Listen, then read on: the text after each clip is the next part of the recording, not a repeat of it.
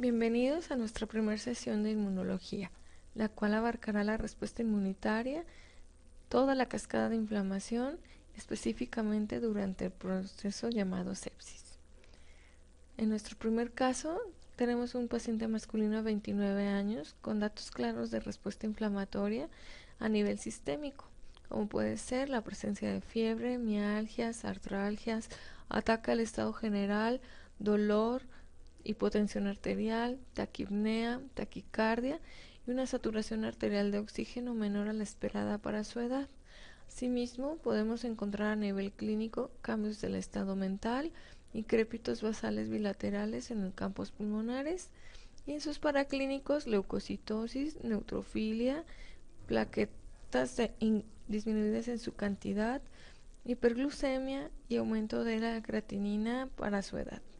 Asimismo, corroborando Streptococcus pneumoniae, el cultivo de expectoración y una radiografía de tórax, la cual mostraba infiltrados alveolares difusos y broncograma aéreo. Para poder nosotros comprender la fisiopatología, en este caso es necesario hacer un repaso de cómo funciona nuestro sistema inmune y qué células lo componen. Tenemos así que los órganos del sistema inmune se dividen en primarios y secundarios. Los primarios son la médula ósea, el timo y en la vida fetal el hígado. Estos son los encargados de generar células inmunitarias y madurarlas. Los secundarios constan de ganglios linfáticos y vaso, son monitores y filtros, dan una respuesta rápida con plasmocitos y anticuerpos, maduran, organizan y desarrollan la inmunidad y pueden ser localizados por órganos, siendo así ya más especializados. Los órganos linfoides, veremos, están dispuestos a lo largo y ancho de nuestro cuerpo. Los ganglios linfáticos a diferentes niveles conectados por los conductos linfáticos y que desembocan en el conducto torácico, el timo en el mediastino anterior, el vaso en el abdomen y médula ósea en los huesos largos. Las células del sistema inmune tienen toda su origen en una célula madre pluripotente, la cual da a su vez origen a un progenitor mieloide y un progenitor linfoide. En la serie mieloide, esta célula dará origen a eritrocitos, plaquetas y las células inmunitarias como lo son basófilos, eosinófilos, monocitos y neutrófilos, así como las células dendríticas inmaduras. La serie linfoide dará origen a las natural killer, linfocitos T, linfocitos B. Los linfocitos T tienen que pasar obligatoriamente por timo para adquirir madurez. Asimismo, los linfocitos B podrán diferenciarse en células plasmáticas si así es requerido. En tejidos vamos a encontrar células especializadas como macrófagos, mastocitos y células dendríticas. La respuesta inmune consta de dos etapas, la que a su vez se utilizan para clasificarla. La inmunidad innata, que es de rápida respuesta, y la inmunidad adaptativa, que es de lenta respuesta y requiere de tiempo y exposición para lograr así memoria inmune. Asimismo, las dos tienen sus células bien específicas, pero que a la vez en un intrincado sistema de comunicación entre ellas se traslapan una sobre otra en algún punto de la respuesta inflamatoria. La inmunidad innata está presente al nacer, es de primera línea, de por vida, no tiene especificidad, carece de memoria, se vale de anticuerpos para ser específica en momentos secundarios de la vida. Darán origen a respuestas ante piógenos, hongos y parásitos multicelulares. Está formada por barreras físicas como piel, mucosa, secreciones, cilios, por el sistema humoral como son las opsoninas y lectinas de unión al manano, complemento en su vía alterna, neutrófilos, eosinófilos, mastocitos y natural killer. La adquirida, adaptativa o específica está ausente al nacer, pero aumenta con la edad y con cada exposición. Tiene especificidad y tiene memoria. Hace frente a bacterias, microorganismos infectantes intracelulares, virus, protozoos y están presentes en la secreción de productos en la forma de anticuerpos.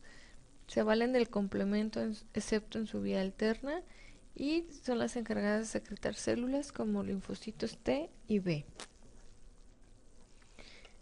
Recordando, el neutrófilo hace frente a bacterias y hongos, tienen capacidad migratoria y tienen receptores específicos.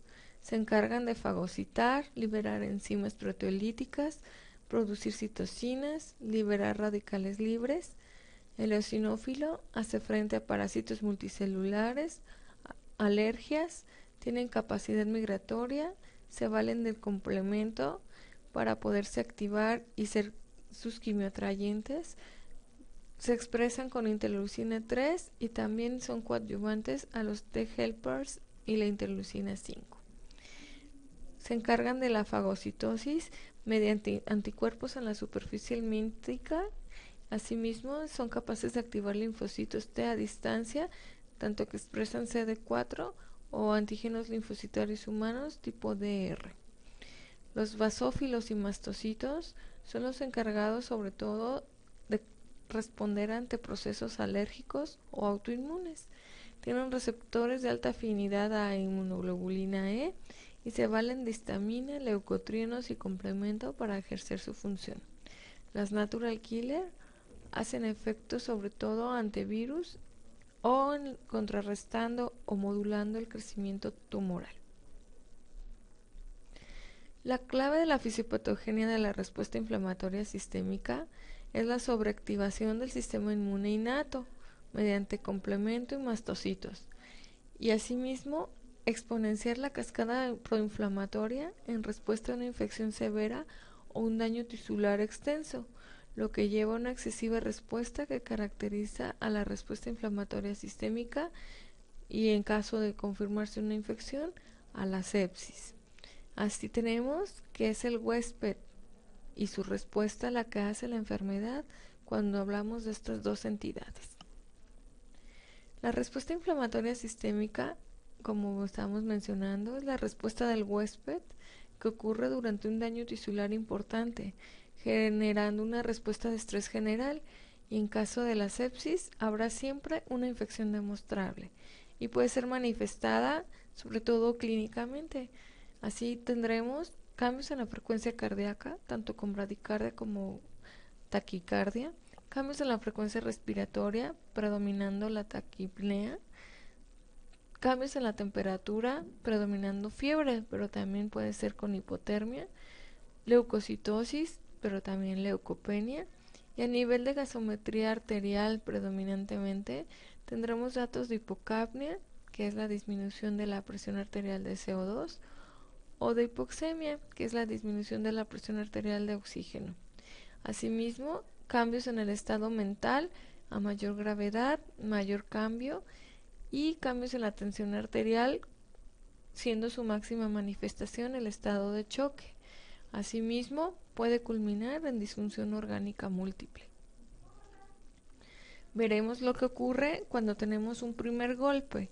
A primer golpe podremos llamarle a la entrada y proliferación bacteriana o cualquier proceso que cause daño tisular.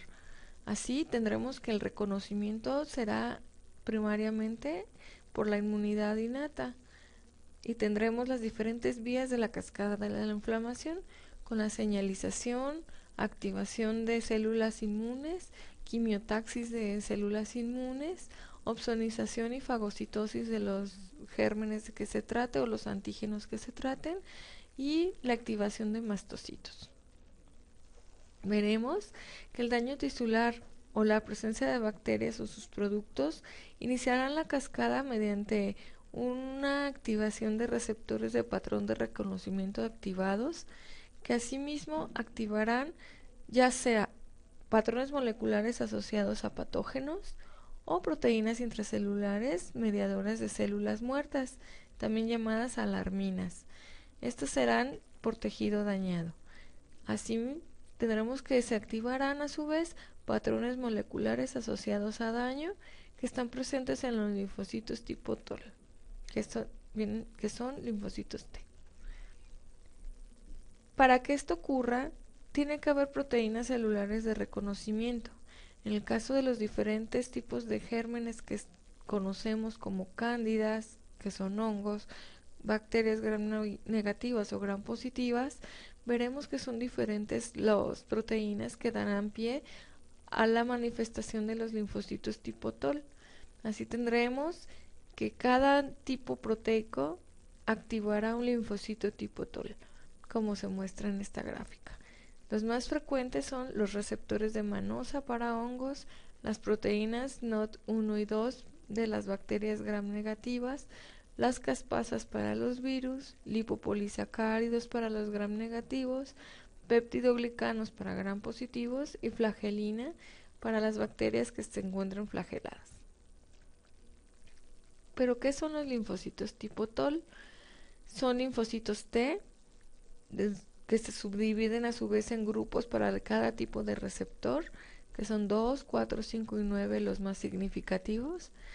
Tienen la mayor activación de los DAMs, como ya vimos previamente, y mayor estimulación de células inmunes y magnifican la respuesta inflamatoria.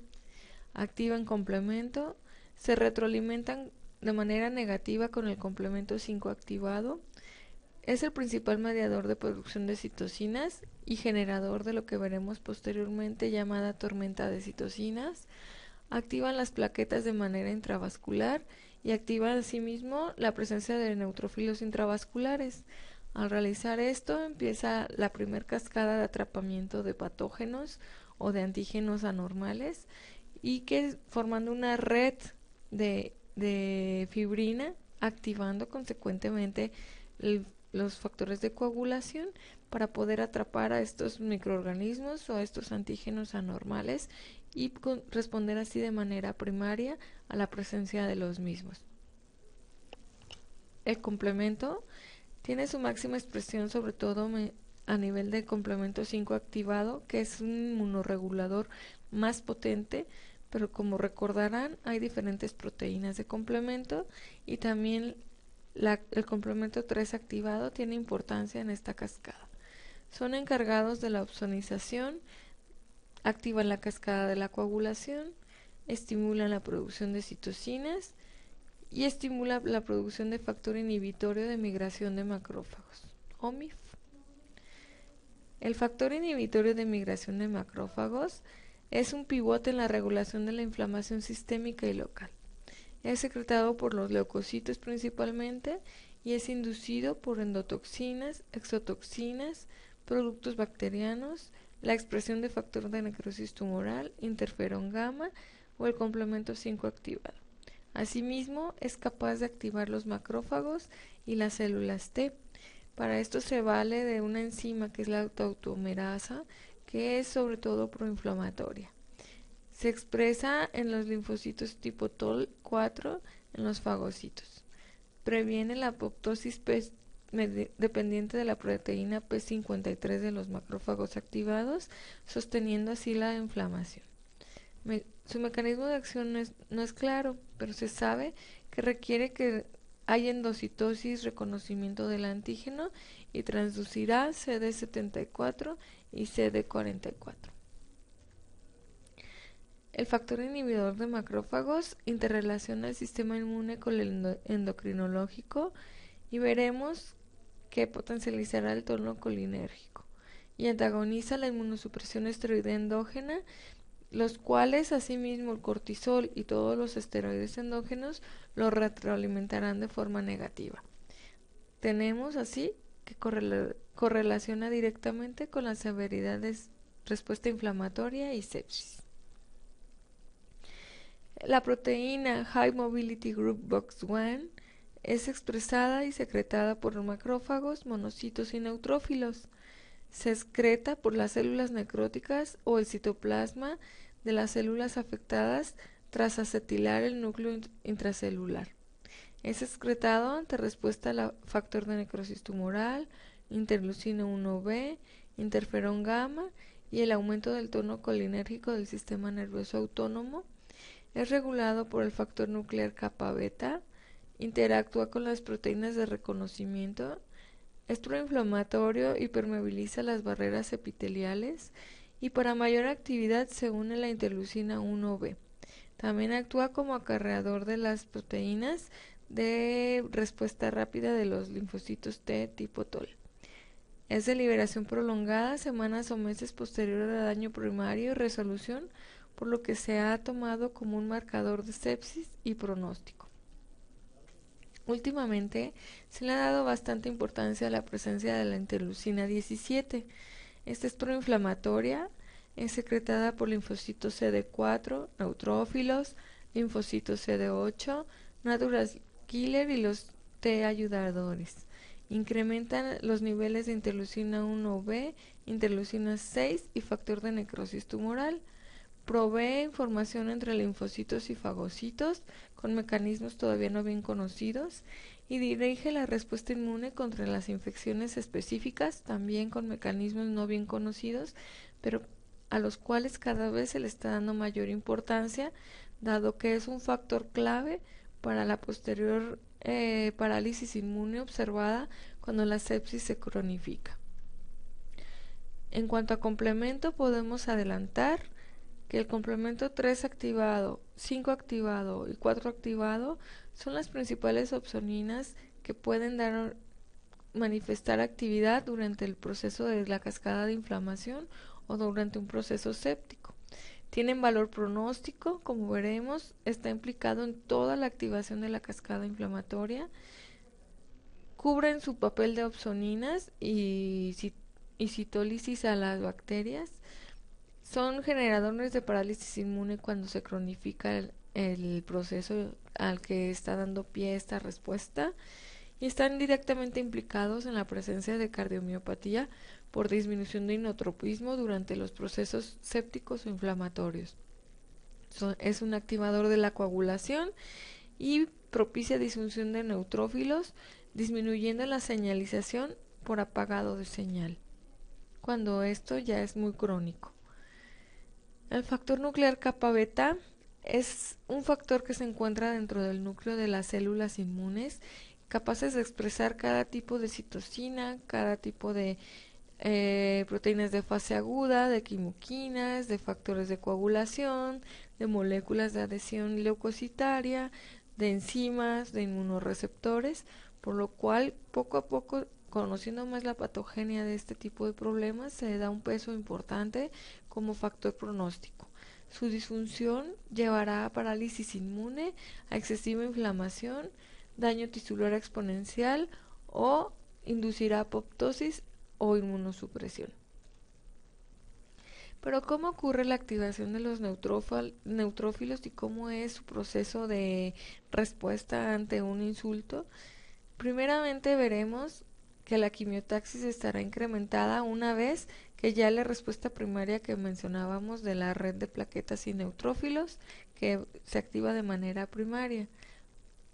Esta red de plaquetas y neutrófilos llevarán a destrucción tisular o a destrucción del antígeno que se trate o de la bacteria que se trate y liberarán diferentes sustancias, diferentes proteínas que tendrán efecto quimiotáctico. Veremos que la interleucina 8, el leucotrino B4, el factor activador de plaquetas, el complemento 5A, la histamina y el factor de necrosis tumoral alfa son potentes quimioatrayentes.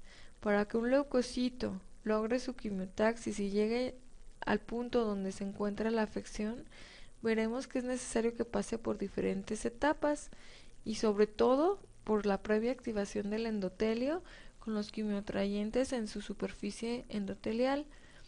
Así lograremos que el leucocito que se trate se adhiera a la íntima del endotelio, se ruede, tenga un movimiento de rodamiento lento, que aquí es importante mencionar. La vasodilatación y el lento flujo sanguíneo tendrá un papel importante para que esto pueda suceder, para que el leucocito se adhiera firmemente y así logre pasar la barrera endotelial y pueda transmigrar hacia el sitio donde está la afección. Una vez que migra y puede penetrar al sitio afectado, veremos que se encontrará con diversas proteínas que son selectinas e integrinas, así como los procesos de opsonización, que serán los quimioatrayentes finales para que el leucocito llegue a donde va a ejercer su función. Asimismo, veremos que para que el neutrófilo o leucocito se adhiera, Necesita de ciertas proteínas, sobre todo a nivel del endotelial y del sitio afectado, como las ICAM 1 y 2, las selectinas PEL, las integrinas B1 y B2, que también atraen linfocitos, presencia de interleucina 3, 5 y 6, del factor activador linfocitario o antígeno asociado a función leucocitaria tipo 1, y expresar los linfocitos CD11, CD18 para que puedan ser así adherido y presentado el complejo antígeno-anticuerpo. Asimismo, un receptor tipo CR3 para los granulocitos y los monocitos. ¿Cómo ocurre la opsonización y la fagocitosis?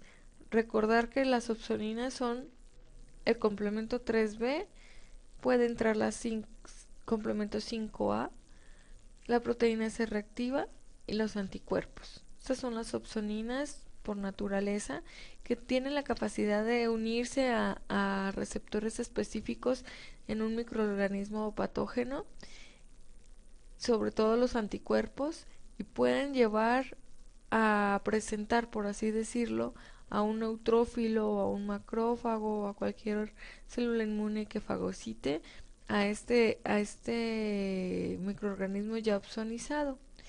Así tendremos que para que se logre la fagocitosis tendrá que haber varias etapas. Una vez presentado el antígeno ya reconocido, los neutrófilos o los linfocitos o los fagocitos extenderán un pseudópodo que expresará epítopes para ese tipo de anticuerpo y así atraerá a la gente a fagocitar con las siguientes fases. Primero ocurre la quimiotaxis, luego la adherencia, posteriormente la ingestión, la digestión y ahora sí el proceso en el cual ya está muerto el antígeno y ya encapsulado y digerido.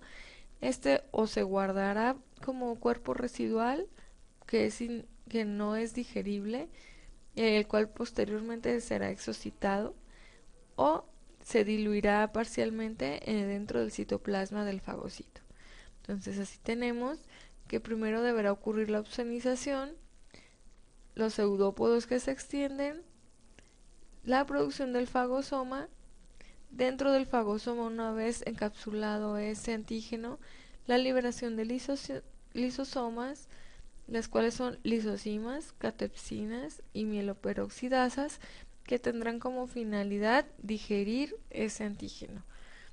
Ocurrirá el estallido respiratorio con utilización de los radicales libres conocidos para poder romper las membranas de bacterias, virus o lo que se haya fagocitado al desorganizarla y peroxidar los fosfolípidos de su membrana y poder hacer lisis celular. Asimismo tendremos la fagocitosis inversa, que es el proceso por el cual una vez ya digerido el material y quedando el cuerpo residual será excretado del fagocito.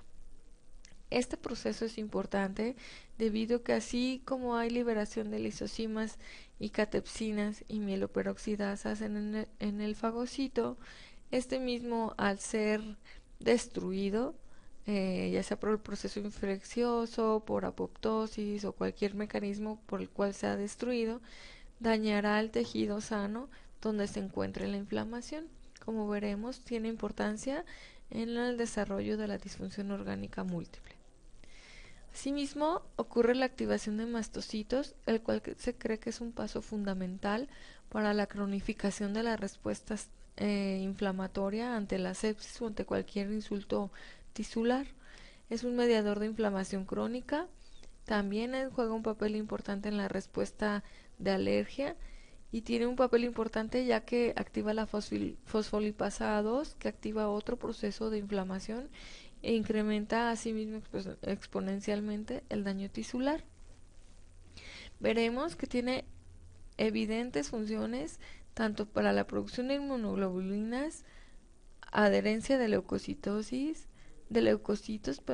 migración de leucocitos, activación de leucocitos, expresa quimasas, factor activador de plaquetas, triptasas, citocinas y quimicinas tipo como interleucina 5, factor de necrosis tumoral alfa, factores de crecimiento de colonia de granulocitos macrófagos, el MIF, incremento de la expresión de citocinas, interleucina 4, interleucina 13, y sobre todo producirá metaloproteasas que degeneran los tejidos, histamina, prostaglandinas, leucotrienos, quimasas que están implicadas en los procesos de alergia y se manifiesta por secreción de moco, en factores de crecimiento que tienen un efecto en la proliferación y la función celular con remodelación de tejido.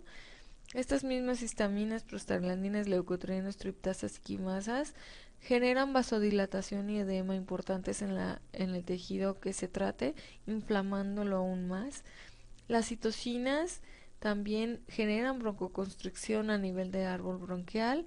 Asimismo, las histaminas, las prostaglandinas y los leucotrienos generan estimulación al sistema nervioso, tanto autónomo como de local en el endotelio, provocando vasodilatación, isquemia y broncoconstricción. Como vemos, la activación de mastocitos degenerarán también los liposacáridos de la membrana tisular o bacteriana, y además de degranularse, liberarse y producir la histamina, activará la fosfolipasa A2, que conjugándose con los liposacáridos de esa membrana tisular dará pie a la activación de varias enzimas o varios procesos, como es el del ácido araquidónico, activando la ciclooxigenasa y la lipoxigenasa. La vía de la ciclooxigenasa dará pie a que tromboxanos y prostaglandinas sean producidos, la lipoxigenasa a que los leucotrienos sean producidos y se expresen o sean quimioatrayentes tanto a neutrófilos, a linfocitos o a macrófagos.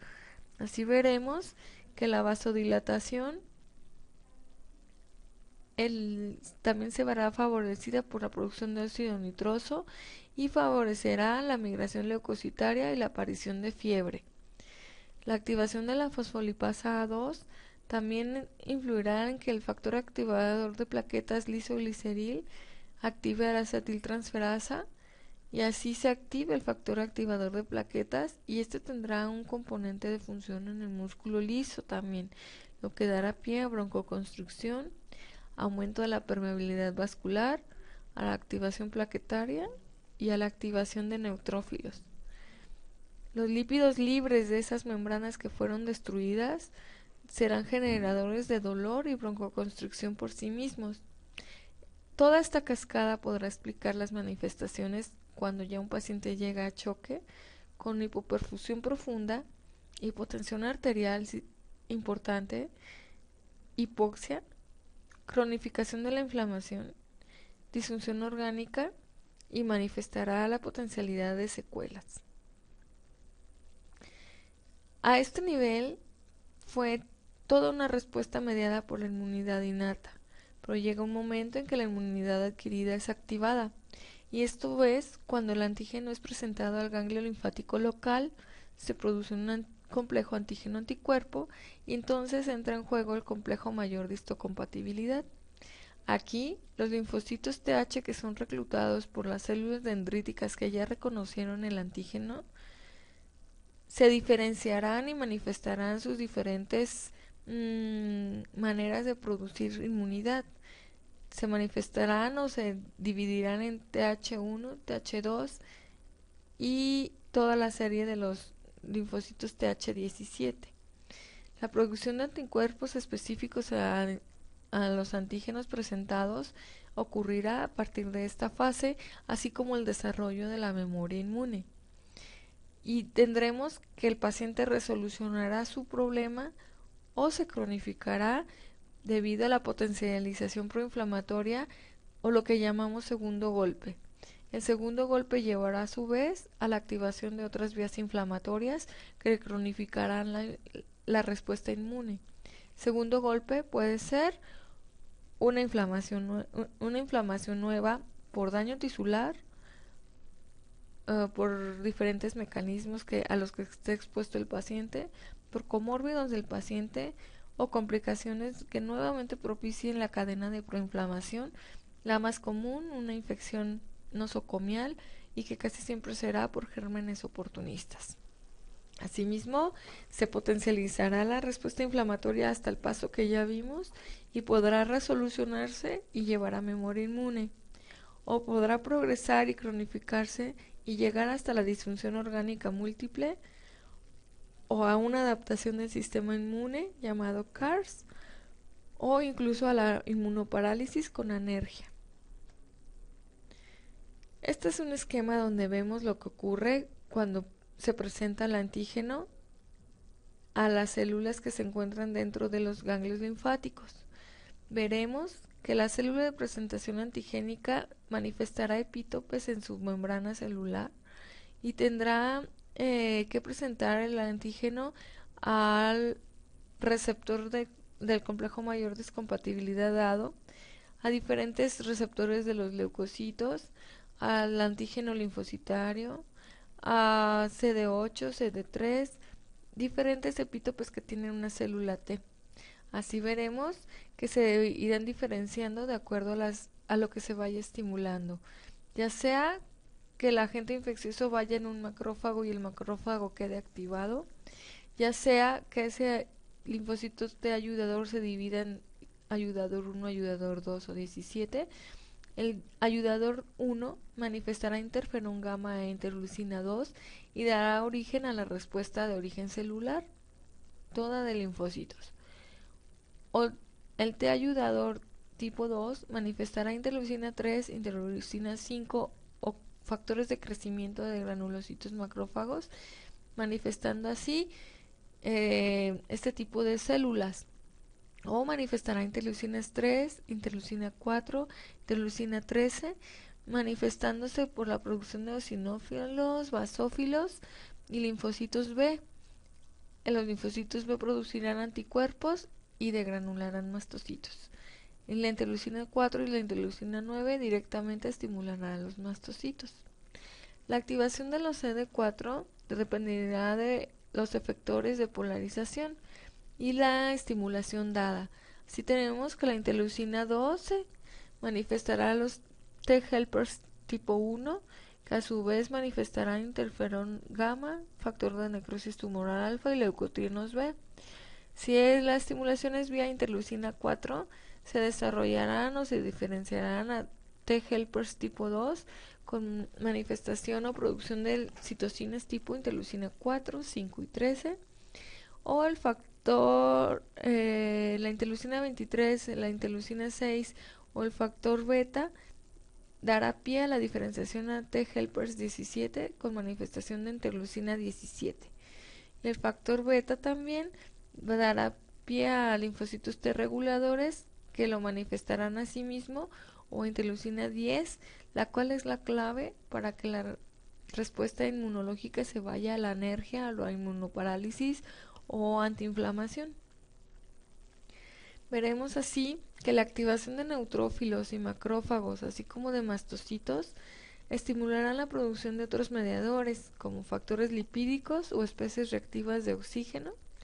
Estimularán la producción de interleucina, quimiosines, complemento y sus subproductos, lo cual a su vez potencializará la diferenciación a T helpers 1, T helpers 2, T helpers 17, receptores de ácido retinoico y activadores de señales de la transcripción 3, notando que las flechas que tienen origen bidireccional es que se estimularán entre ellas, lo cual amplificará y cronificará la inflamación, que llevará finalmente a disfunción orgánica múltiple o a señalización apagada, propiciando también apoptosis o inmunoparálisis. La microcirculación tiene un papel muy importante en la respuesta inflamatoria sistémica, ya que todo ocurre a ese nivel. La activación del endotelio es vital tanto para el rodamiento, adhesión y transmigración de los leucocitos, manifestación de hormonas, manifestación de factores de crecimiento y manifestación de también de aporte de oxígeno, respiración, manejo de los desechos celulares o atraer oxígeno para todos los procesos celulares que se están llevando a cabo, y todo ocurre en ese nivel.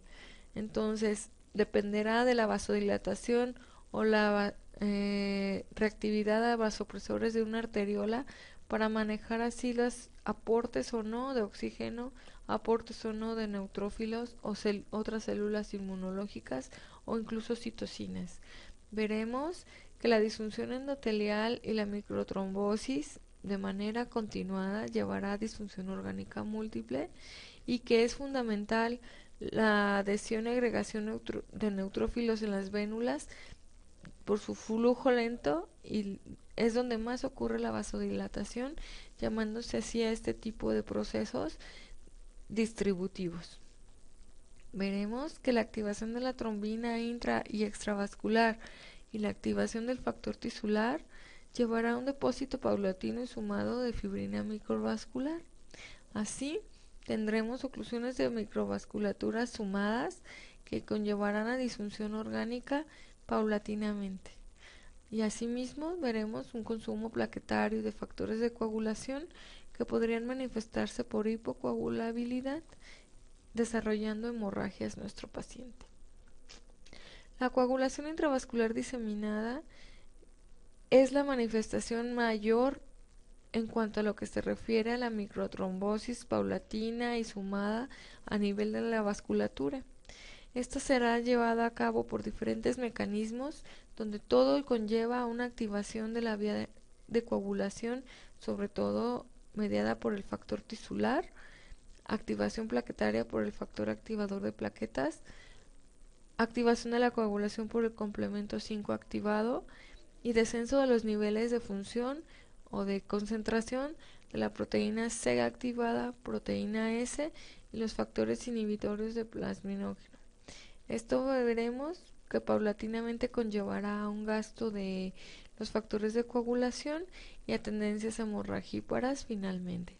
Como vemos en esta diapositiva, en la presencia de endotoxinas bacterianas, virales, fúngicas o parasitarias pueden por sí mismas activar el factor tisular.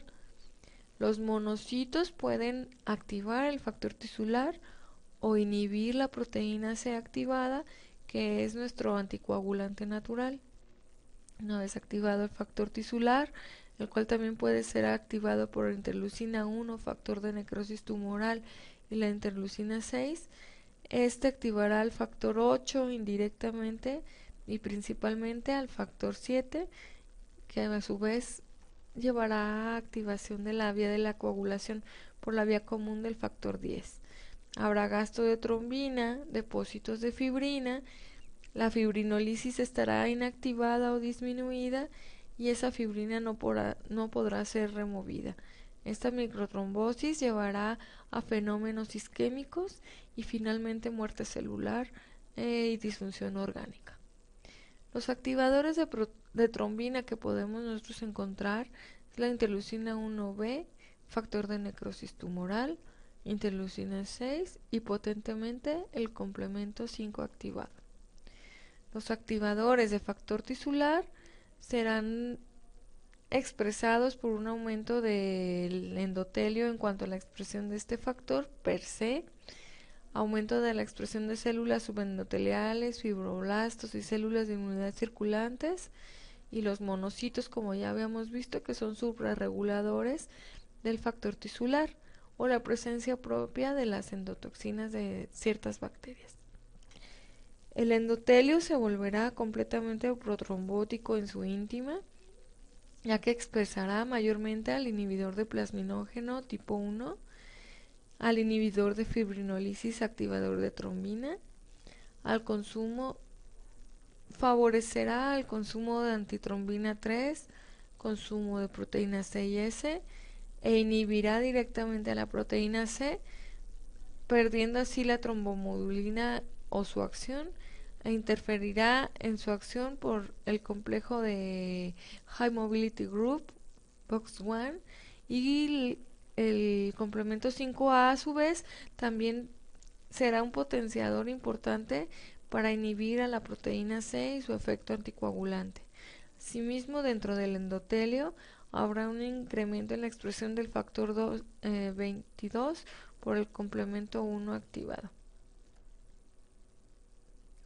El complemento también será protrombótico por varios mecanismos.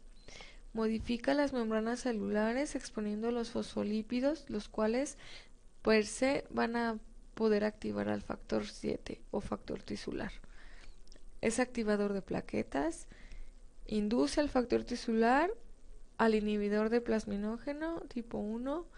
Asimismo, los leucocitos puede ser que induzcan al factor tisular, potencializará la vía de las lectinas que promueven el cambio de protrombina a trombina, y el complemento 4B quela la proteína C, también reduciendo su actividad, esto vía las serinas o la expresión de factor de necrosis tumoral y de interleucina 6. A nivel del sistema nervioso autónomo también ocurren ciertos cambios y asimismo en el sistema endocrinológico general. Vamos a ver que estos cambios van a ser también llevados a cabo por la estimulación de hipotensión o hipertensión arterial, los cofactores de interleucinas, la producción de neurotransmisores por las células inmunológicas. Va a haber una activación directa al eje hipotálamo-hipófisis, sobre todo como órgano diana las adrenales, produciendo así incremento de las hormonas contrarreguladoras al estrés, principalmente cortisol, y asimismo el sistema nervioso autónomo tendrá un papel importante en la génesis de la respuesta inflamatoria. Veremos que el sistema endocrinológico tiene un papel importante en la inmunorregulación y que las alteraciones metabólicas pueden influir tanto a carbohidratos, lípidos y proteínas. Veremos que en el sistema nervioso autónomo ocurre una serie de cambios importantes y que son directamente influyentes en la respuesta inflamatoria y directamente influyentes en las células inmunes. Cuando tenemos un tono parasimpático incrementado, cuyo mediador será la acetilcolina, veremos un aumento de expresión en los fagocitos, sobre todo porque estos expresan receptores alfa-nicotínicos. Disminuye la inflamación por disminución intracelular de síntesis de citocinas, o también llamado reflejo inflamatorio, que ocurre tardíamente durante el proceso de la cascada de respuesta inflamatoria. Asimismo, disminuye la producción del High Mobility Group Box1 y de factor necrosis tumoral, y estará inervado por el 10º par craneal, sobre todo en su rama esplénica. El tono simpático, manifestado también por sus neurotransmisores adrenalina y noradrenalina, vamos a ver que es crucial durante el desarrollo de la respuesta inflamatoria, sobre todo ante la respuesta a sepsis. Vamos a ver que se requiere un incremento en fases tempranas. Son unas hormonas magnificadoras de inflamación y que si no están presentes puede requerirse el apoyo externo, ya que al ser insuficientes y romperse el equilibrio cardiovascular, será directamente generado un mal pronóstico en nuestro paciente, ya que su déficit induce apoptosis de células adrenales medulares, y estas hormonas también pueden ser producidas por los leucocitos, los cuales expresan también receptores a catecolaminas.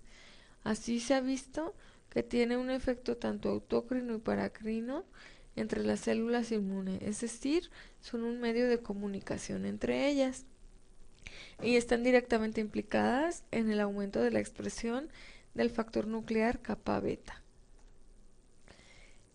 ¿Cómo inducen su efecto inmunomodulador las catecolaminas? Pues como platicábamos previamente, las células inmunes expresan receptores tanto alfa como beta. Son capaces de alterar el tráfico linfocitario, pueden alterar la perfusión vascular, ya que son potentes reguladores vasculares, sobre todo induciendo aumento de las resistencias vasculares periféricas, asegurando así el aporte de líquidos, aporte de nutrientes y aporte de oxígeno para los procesos celulares que deben llevarse a cabo, sobre todo la aerobiosis. Modulan la proliferación y apoptosis celular, afectan la respuesta funcional de los leucocitos, ya que su ausencia producirá inmediatamente inmunoparálisis e incremento de la manifestación alfa-nicotínica que ya platicábamos previamente. Los alfa-adrenérgicos incrementan la producción de citocinas proinflamatorias y son capaces de alterar las células de Kupffer a nivel hepático y en nivel hepatocítico pueden llevar a disfunción hepatocelular. Esto debido sobre todo a los procesos de cambios de la vasculatura a nivel esplénico.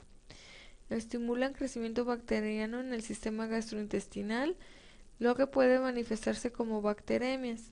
Durante el proceso inflamatorio hay una redistribución de flujo mediado por las catecolaminas, produciendo vasoconstricción e incremento de la resistencia vascular periférica, asegurando así el aporte de oxígeno y flujo sanguíneo a los órganos clave de nuestro cuerpo y sacrificando un poco el intestino. Así tenemos que la translocación bacteriana es un fenómeno frecuente durante las cascadas de inflamación, predominantemente en sepsis, y esta translocación bacteriana está dado por isquemia leve del intestino durante estos procesos de redistribución de flujo, originando así dos procesos. Uno, necrosis directa al intestino con pérdida de la barrera entre el endotelio y la luz intestinal con paso directo de bacterias, o que las glándulas de Peyer llenas de linfocitos empiecen también a sufrir isquemia y entonces los linfocitos empiecen a migrar o incluso a morir y ahí mismo se rompa una barrera importante y empiecen a ingresar bacterias de dentro de la luz del intestino, originando así las bacteremias. Por lo tanto, tendremos que estar pendientes de este punto que poco a poco cobra más importancia durante los abordajes clínicos de los pacientes que presentan disfunción orgánica múltiple. Una vez que nosotros vemos que hay un tono colinérgico incrementado, que empieza un nivel de apagado de señalización importante y que sobre todo se empieza a expresar la interleucina 10, nosotros podremos asegurar que este paciente empieza a presentar ya datos primarios de anergia y que probablemente la progresión de la sepsis tenga que ver o la presencia de la manifestación del segundo golpe y asimismo este segundo golpe, si es de gran magnitud, asegurará que nuestro paciente cronifique esta respuesta inflamatoria y empiece a manifestar este tipo de interleucinas. A este también se le llama proceso de adaptación inmune, lo cual conllevará finalmente a un estado antiinflamatorio final. Así podemos ver que la virulencia del bicho que se trate, la genética, que de ahí dependerá la calidad y cantidad de respuesta de inflamación a ese insulto o a esa virulencia, y los comórbidos de nuestro paciente llevarán una respuesta inflamatoria sistémica, cuya magnitud dependerá directamente de si hay tormenta de citocinas o no, o del daño celular que se origine o no, y que si es una inflamación exuberante dará pie a todas las cascadas de respuestas que hemos revisado previamente.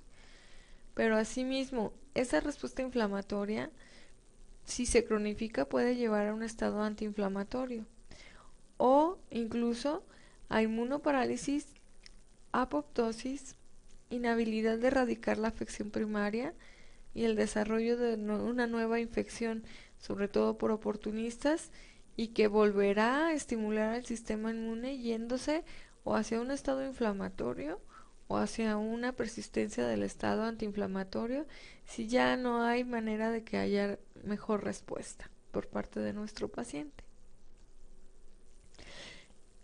¿Por qué ocurre la inmunoparálisis?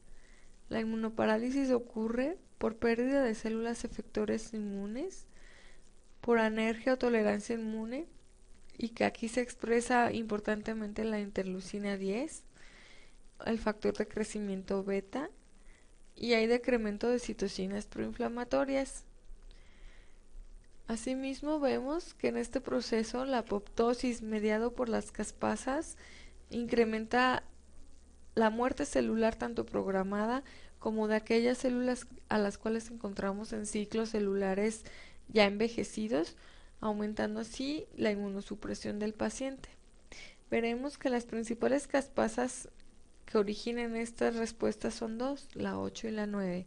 La caspasa 8 está directamente influenciada por el factor de necrosis tumoral y expresa un linfocito T CD95L, y este requiere de un receptor extrínseco.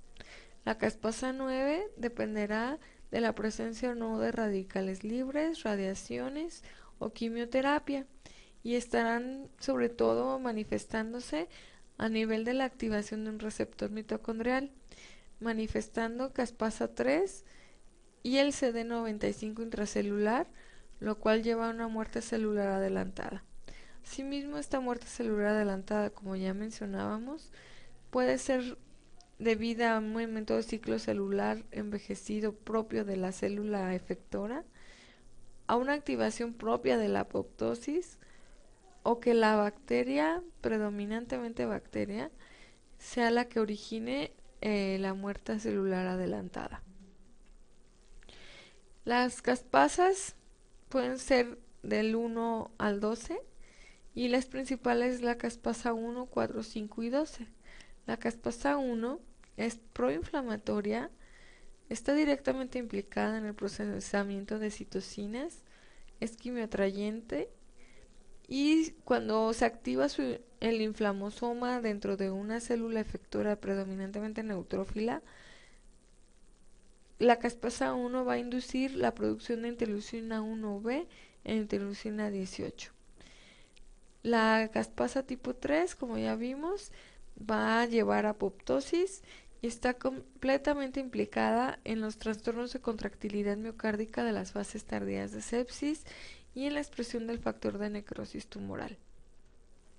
La caspasa 12 es activada por la caspasa 1, es antiinflamatoria y es citotóxica. Así tenemos que durante el proceso que mencionábamos de inmunoparálisis o de anergia, va a haber un proceso directamente implicado por las caspasas, predominantemente manifestándose por la caspasa 12. ¿Pero qué lleva a disfunción orgánica múltiple? Además de toda la activación de la cascada previamente explicada, veremos que es directamente proporcional a la cantidad de golpes que se den y a la cantidad de tiempo que esté pasando y que nuestro paciente no recupere su homeostasis. Veremos que en una primera respuesta hay un daño, el paciente cae en choque, pero paulatinamente mediante la reanimación que nosotros estemos dando empieza a haber una recuperación, pero llega un segundo golpe por el día 10. Si el paciente es capaz de manifestar resistencia a esta respuesta inflamatoria, nosotros seguimos reanimando, dando tratamiento adecuado y se recupera, el paciente no desarrolla o incluso revierte la disfunción orgánica secundaria. Pero si hay un tercer golpe y el paciente paulatinamente empieza otra vez con datos de disfunción orgánica, habrá un punto en donde ya no recupere la homeostasis y la manifestación de disfunción orgánica sea severa, que lo lleve a muerte, o que esta disfunción orgánica deje una secuela permanente en el paciente una vez que él logra recuperarse de un segundo o tercer golpe. Mientras tanto, la respuesta inflamatoria persistirá hasta volverse a ser una respuesta adaptativa. Así tenemos que la disfunción orgánica múltiple dependerá de una estimulación persistente del sistema inmune. Esta puede ocurrir por un segundo golpe, que puede ser ocasionado por translocación bacteriana, biotrauma, atelectrauma, barotrauma, transfusiones, síndrome comportamental abdominal, cirugías, infecciones, traumatismos, disfunción autonómica o incremento de la oxidación. Todos estos procesos llevarán finalmente a trastornos de disfunción mitocondrial, donde nosotros tenemos una premisa. Verdaderamente el paciente no muere de infección, ni muere de biotrauma, ni muere de atelectrauma, muere de una deuda de oxígeno. Todo paciente termina en disfunción mitocondrial cuando ya es severo, Toda disfunción orgánica que se vaya dando finalmente lleva una disfunción mitocondrial implícita por todos los mecanismos aquí descritos. Hay un descenso de la producción de ATPs, un aumento del ciclo anaeróbico, una downregulation genética, hipoxia tisular, efecto directo de las citocinas, efecto directo del óxido nítrico dentro de la mitocondria, efectos endocrinos donde hay disfunción autonómica sobre todo, que van a disminuir la actividad mitocondrial. Así van a inhibir la síntesis proteica, así como la fosforilación oxidativa directamente, llevando a la muerte finalmente. En la fase de recuperación hay recuperación tanto endocrinológica, disminuye el óxido nítrico, hay una biogénesis mitocondrial o recuperación mitocondrial, vuelve a tener su actividad metabólica normal y el órgano o vuelve a recuperar su función o la persona queda con vida.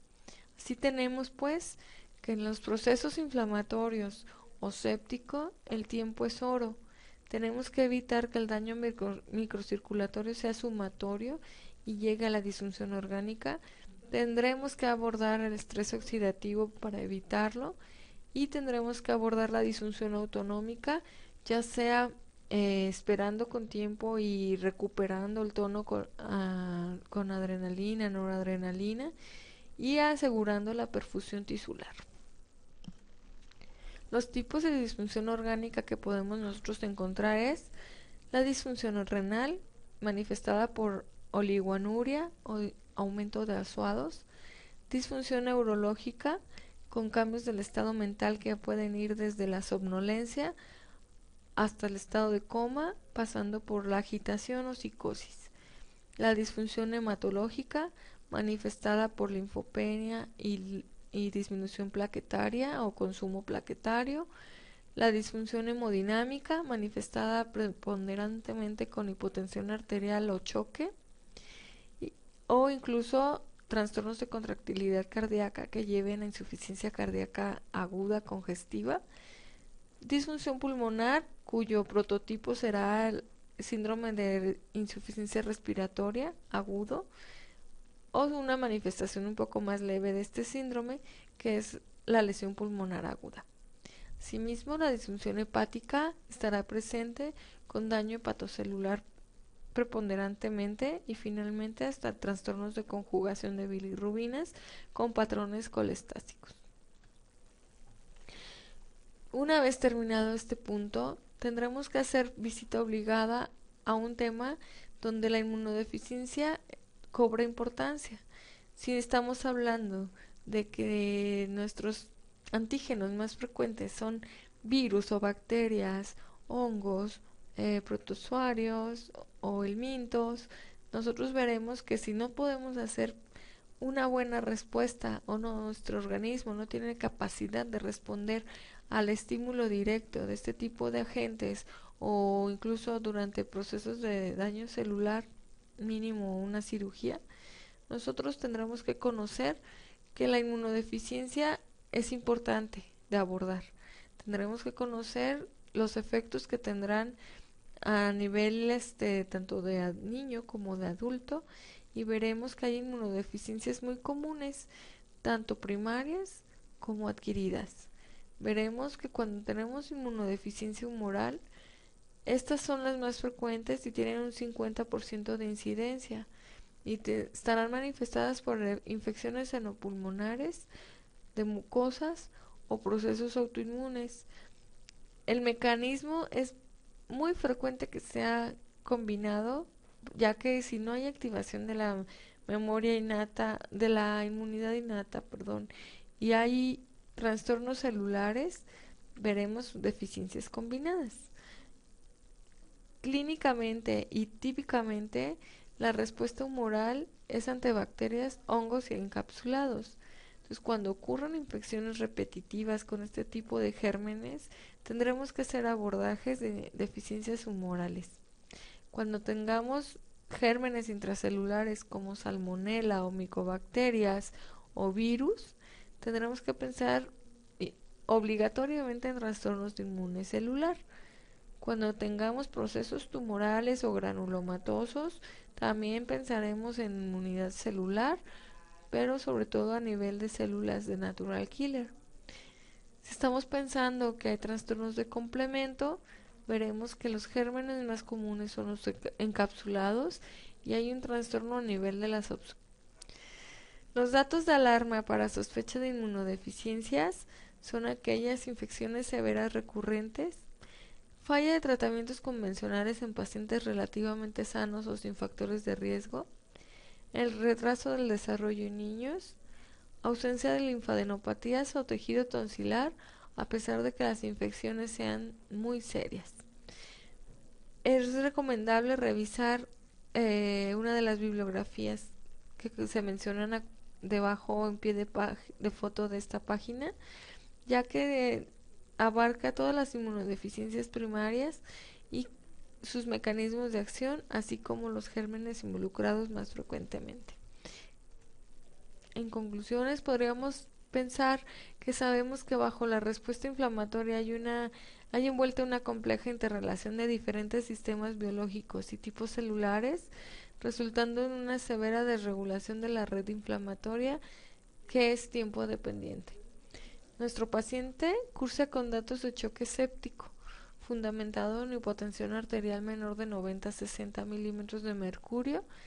Cursa con datos de síndrome de respuesta inflamatoria sistémica, como es fiebre, taquicardia, taquipnea, leucocitosis, dolor y un cultivo de expectoración positivo a Streptococcus pneumoniae que confirmó neumonía comunitaria grave, es decir, hay un proceso infeccioso bien documentado. Tentativamente se encuentra en disfunción orgánica. Al parecer hay elevación de azuados señalando a daño renal. Hay daño pulmonar ya que tiene saturación arterial de oxígeno menor a la esperada para su edad, que pudiese hacernos sospechar que cursa con lesión pulmonar aguda. La somnolencia puede ser originada por hipoperfusión tisular, dada la hipotensión arterial, o ser signo temprano de disfunción neurológica. No tiene datos para sospechar inmunodeficiencias primarias y no es posible abordar una inmunodeficiencia adquirida por no haber datos clínicos o laboratoriales que la sustenten en esta ocasión. Gracias.